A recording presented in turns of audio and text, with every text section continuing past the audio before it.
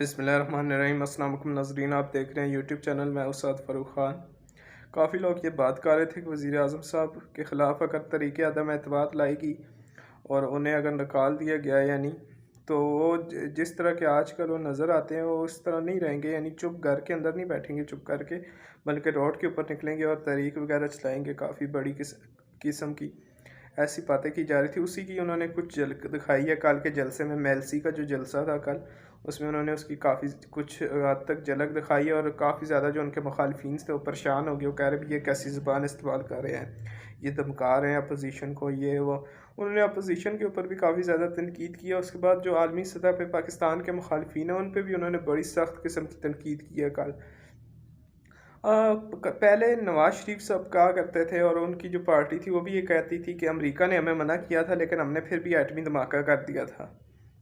इस चीज़ का नून लीग वाले क्रेडिट लेते थे। ये काफ़ी ज़्यादा मीडिया में सहाफ़ी वगैरह यही कहते हैं, पुरानी जो डॉक्यूमेंट्रीज़ हैं वो भी यही कहती हैं, जो पुराने पॉलिटिशियन हैं वो भी यही कहते हैं कि नवाज़ शरीफ साहब अमेरिका को ना करना जो है एक फ़ख्र की बात थी। नवाज़ शरीफ साहब उसको फ़ख्र की बात बना के पेश करते थे। लेकिन सहाफ़ी और काफ़ी लोग ये भी कहते हैं कि असल में नवाज़ शरीफ साहब तैयार नहीं थे एटमी धमाका करने के लिए, उनसे ये ज़बरदस्ती करवाया गया था। इस हद तक कि वो ये कहा जाता है कि उनसे ये कहा था, मरहूम जो निज़ामी साहब है उन्होंने ये कहा था कि अगर मियाँ साहब आपने ये धमाका ना किया तो अवाम आपका धमाका कर देगी और आपकी गवर्नमेंट का। इसलिए उन पे बहुत ज़्यादा दबाव था। इसके बाद उन्होंने ये धमाका किया था। वो यहाँ तक ये कहा जाता है कि मियाँ साहब तो जो है एटम बम का बटन दबाने के लिए भी तैयार नहीं थे।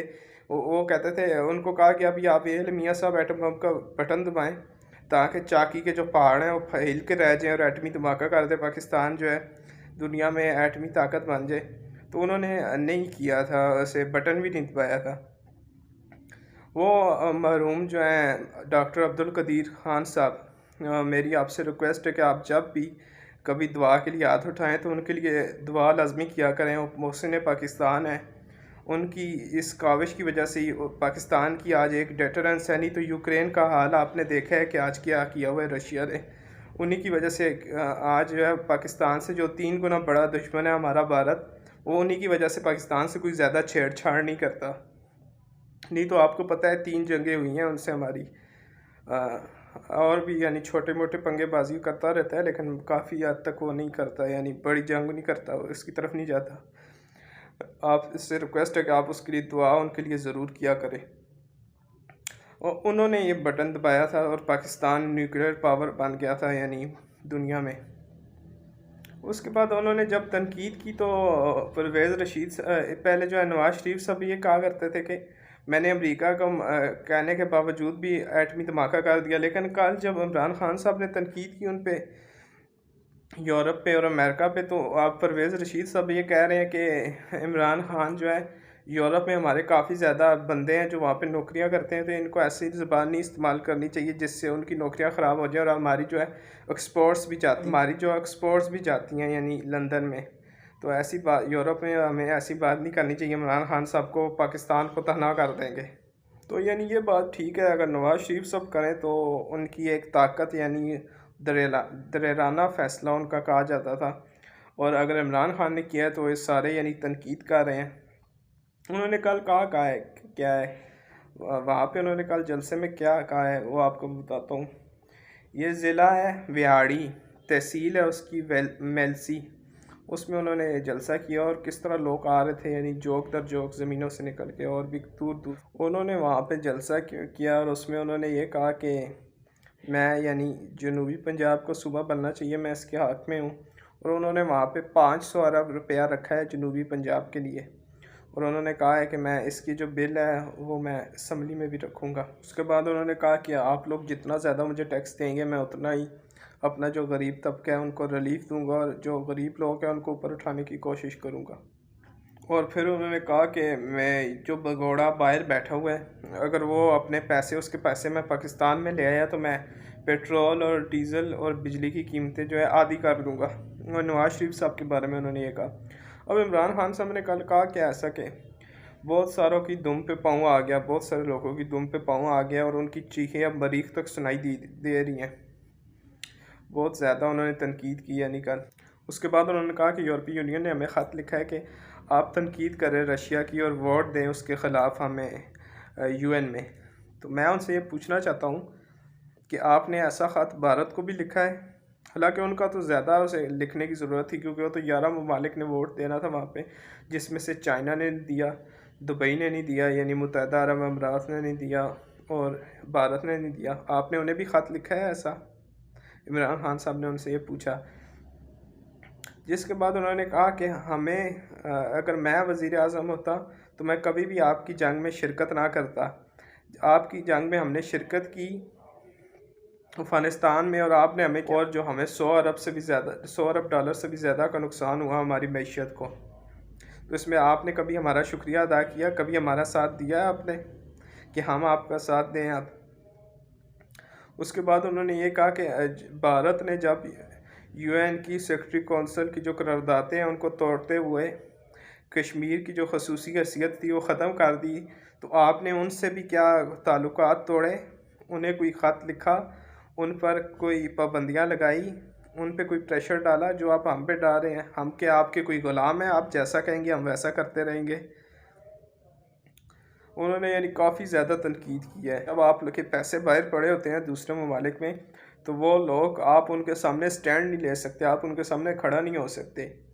अब जैसे नवाज़ शरीफ और पीपल्स पार्टी और नून लीग की गवर्नमेंट में 400 के करीब ड्रोन अटैक्स हुए, हमारा जो कबायली एरिया उजड़ के रह गया ये था। हाँ, बात तो ये वैसे सही है, उजड़ के ही रह गया था, इतने ज़्यादा वहाँ पे ड्रोन हमले हुए थे और कोई यहाँ पे मजम्मत तक नहीं करते थे, ऊपर ऊपर से मजम्मत करते थे, और इजाज़त दी हुई थी खुद ही उनको। अगर मेरे दौर में किसी ने ड्रोन हमला करने की कोशिश की तो मैं पाकिस्तान एयरफोर्स को हुक्म दूंगा कि ड्रोन को मार कराएं। ये एक ख़ुद मुख्तार लीडर होता है, एक ख़ुद मुख्तार जो पाकिस्तान है, मैं जिसकी बात कर रहा हूँ, तो और भी जो दलेर साफ़ी हैं जो इसकी बात कर रहे होते हैं, ये एक लीडर होता है जो सबके साथ एक तरीके से पेश आता है और दलेराना फ़ैसले करता है। यानी कोई आज से पहले कोई ऐसा लीडर नहीं था जो अमेरिका के सामने स्टैंड ले सके था, लेकिन ये वाहिद लीडर हैं ऐसे जो उनके सामने स्टैंड ले रहे हैं और सही दलेराना फ़ैसले कर रहे हैं। उसके बाद उन्होंने अपने जो है मुखालफिन पे भी तनकीद की। उन्होंने कहा कि मैं नून लीग वालों से ये पूछता हूँ कि भगोड़ा कभी लीडर बन सकता है? नवाज शरीफ साहब के बारे में उन्होंने ये कहा कि जो दूसरी दफ़ा मुल्क से भाग गया है, लीडर कभी मुल्क से नहीं भागता।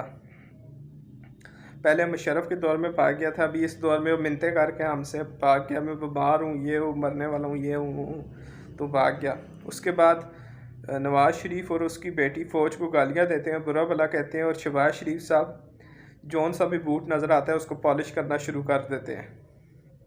उसके बाद फजल रहमान के बारे में उन्होंने कहा कि फजलू, आप कहते हो कि यहूदी मुल्क के ख़िलाफ़ साजिश कर रहे हैं, आपके होते हुए यहूदियों को साजिश करने की क्या ज़रूरत है? मेरी और आपकी उम्र एक जितनी है, हमें किसी टाइम भी बुलावा आ सकता है, हमें तैयारी करनी चाहिए। उसके बाद काफ़ी ज़्यादा मीडिया चैनल इस पर काम कर रहे थे, ख़ास तौर पे जियो, जंग ग्रुप और 24 न्यूज़ और भी काफ़ी चैनल इस पर बात कर रहे थे कि जंगीर तरीन सब आ रहे हैं, वो आखिरी एक हवा का पत्ता है, यानी काफ़ी लोगों के लिए तरीक़े अदम एतमाद के लिए तो वो आ रहे हैं ये। और लेकिन उनका आना डिले हो गया 1 हफ़्ते के लिए, अब वो 1 हफ़्ते के बाद आएंगे, यानी अभी नहीं आएंगे वो। इससे भी अपोजिशन को यानी काफ़ी ज़्यादा नुकसान पहुँचते हैं। जो तरीक़े अदम एतमाद तो वो लाएँगे, और स्पीकर के ख़िलाफ़ पहले तरीक़े अदम एतमाद वो ला रहे हैं। मैंने आपको जैसा कि पहले भी बताया था कि स्पीकर के ख़िलाफ़ ही वो लाएँगे, तो स्पीकर के ख़िलाफ़ कहा जा रहा है कि वो तरीक़े अदम एतमाद लेके आएँगे। तो इस पर देखिए क्या होता है। अगर वो जीत भी गए तो इस पर इतना बड़ा उनका फ़ैसला, इतना बड़ा असर नहीं पड़ना गवर्नमेंट पे, क्योंकि गवर्नमेंट तो उनकी रहनी है, पीटीआई की रहनी है। हाँ, उसके बाद लेकिन असर पड़ना है, जिस तरह ये हुआ था पहले नेशनल असम्बली से। यूसुफ रज़ा गिलानी साहब जीत तो गए थे, जब तरीक़े अदम एतमाद का जो वोट लिया था इमरान खान उसमें जीत गए थे। यानी ये भी हो सकता है, यानी स्पीकर तो हटा दें और लेकिन दूसरी दफ़ा जो है लोग उनके साथ मिले हुए हैं वो वोट ना दें, उन्हें कहते हैं नून लीग वालों को या अपोजिशन वालों को, पीटीआई को दें। आसिफ ज़रदारी साहब इस पर काफ़ी ज़्यादा मेहनत कर रहे हैं, शहबाज शरीफ साहब भी बहुत मेहनत कर रहे हैं, इस्लामाबाद में ही हैं वो आजकल। और भी जो उनके पार्टी के लोग हैं उन्होंने इस्लामाबाद में ही रोक के रखा हुआ है, और ये कहा है कि ना मुल्क से बाहर जाएँ, ना शहर से बाहर जाएँ, ना अपने दूर दराज हल्कों में जाएँ, इस्लामाबाद के आसपास ही रहें। अभी तक के लिए इतना ही। अपना ख्याल रखें, अपने इस चैनल का ख्याल रखें। अल्लाह हाफ़िज़।